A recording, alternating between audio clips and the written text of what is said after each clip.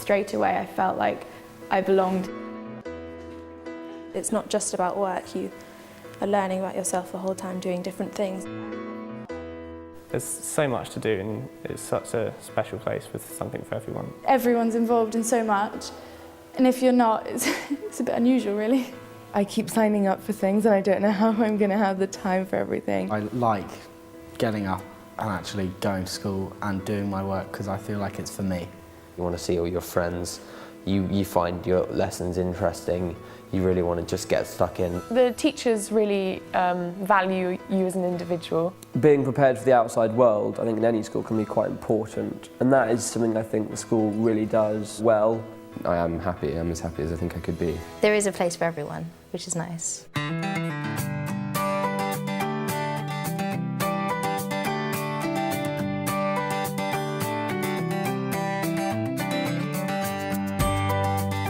I think Taunton School builds self-confidence. Young people often are not sure of quite what their strengths and weaknesses are. I think what the school does is it gives them a fantastic range of opportunities, both academically and beyond the curriculum, and it allows each young person to find their own place. We aren't just focused on pupils coming through this and being able to tick a box and say they've come through Taunton School, they've got good results and we cared for them. We want to be preparing them for the world beyond the gates of the school when they leave at 18. I like the idea that we have a credible plan for our students all the way through the school, and it's at the sixth form level that they begin to make that plan work. They begin to make that plan more than any other time their own. And then the first big decision, of course, is are we going to study A-levels or are we going to study IB? We're not trying to make choices for them. What we're trying to do at every stage is to give them all the information that they need. There's no clear choice about IB or A-level for any student. It's not about how bright you are or how hard-working you are. It's about who you are as a person, where you want to go, what you want to do. It will depend on whether they feel they're particularly strong at 2 or 3 subjects. In that case, A-level may be a better choice. Well, I was trying to keep it broad, but then I thought, nah, I love languages, so I ended up doing Spanish and Latin and English. So very humanities-based, which is good for me. I am an aspiring vet, so A-level was always going to be the direction I was going to follow. Well, after my GCSEs and I got my results back, I found that language was a weak point for me. So the reason I was deterred from IB was because I would have to do a language, I'd have to do English, and for me they weren't my strong points. One of the things about the IB is it clearly appeals to the all-rounder, the student who does not know what to drop. So I'm good at languages, I'm good at maths and science. I wanted to do the IB because I wanted to keep my options open, because I'm not good at a small variety of subjects. I like doing them all, so it's good for that. And also I'd heard that universities liked it, and that for medicine, which I want to do, it would be quite a good choice. I really like the IB because it has a lot of things going on at once, like the CAS, the extended essay, and it has a wider range of subjects. I didn't really know what I wanted to do at university. I knew what my favourite subjects were, but I didn't really want to pass up the opportunity to improve my education in things like chemistry and maths. IB is right for one pupil, A-level may be right for another.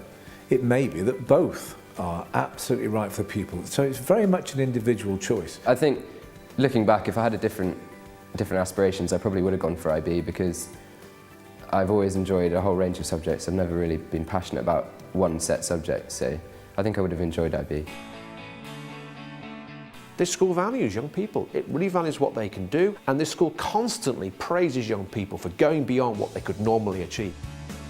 Their life needs to be very focused in terms of the academic target at the end, while still keeping alive all of those other things which will shape them as people. I actually like to get up in the mornings because I'm doing subjects that I enjoy. I think we challenge them to be proactive in their learning and be involved in the process. I go to a lesson and I want to be there. I think the teachers really value you as an individual when they're teaching you and they talk to you and come and interact with you one-to-one. It's about educating the person, and that's partly academic, but it's also about all the other soft skills that you need out in the real world. The way that good teachers think is just it's just a revelation. Of course they will be taught specific things, specific facts, but we want them to take those things away, to take information they've had and say, I want to find some more out about that. I can only do my job properly if I know the need of the student, and that's got to happen on a one-to-one basis. Our job is to help them as best we can to make sure that their future is secure. Teachers, they start to trust you more, they start to treat you like adults more. They're absolutely passionate about Taunton School. They'll make it very clear that it means a lot to them. And they care about the pupils. You put all that together, you've got a very happy place.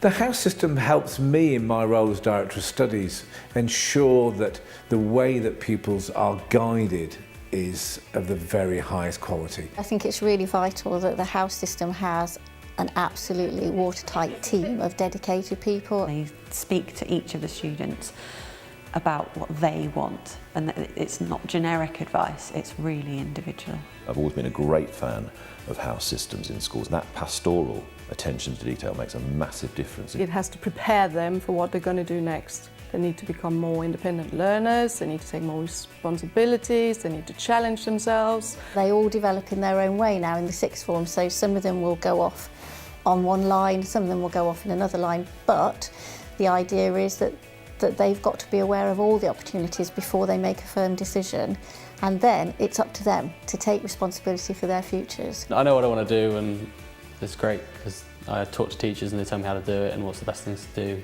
and there's always advice all over the school. The challenge is adapting to the professional world beyond university, and we need to provide the grounding for that. I kind of feel like I've got a good understanding of kind of the job market, how things will work in a future career. Our tutors they talk to us about what we want to do, where we want to go. Yeah, but I know I want to go to uni.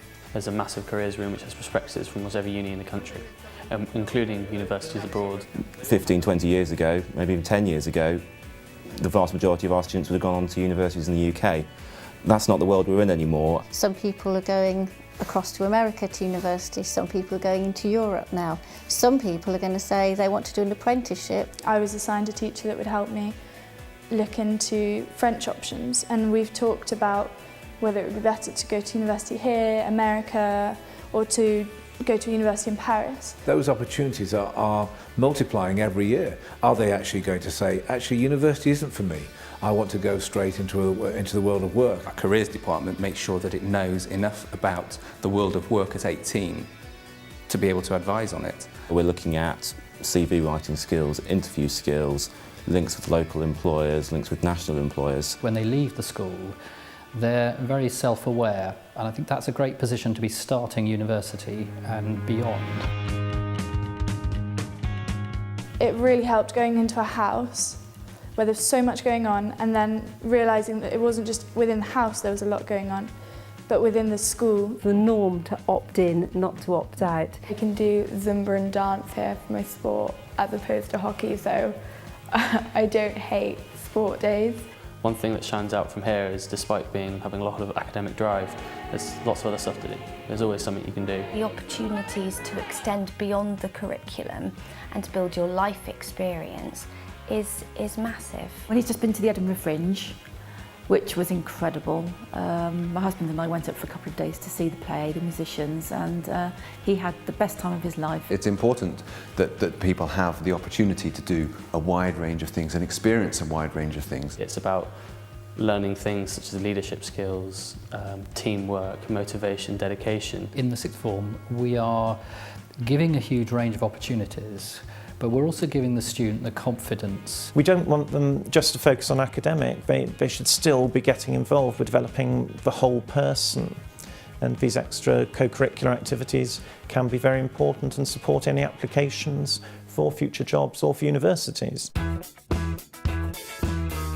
There's all sorts of fun things to be doing. There's pizza evenings, there's films going on in the rec room. There's little things like that, but then there's also choirs and sports teams. There's all sorts of things to get involved in straight away. We had a social on Saturday night. It was zoo themed, so we were all dressed up as animals, and that was so much fun.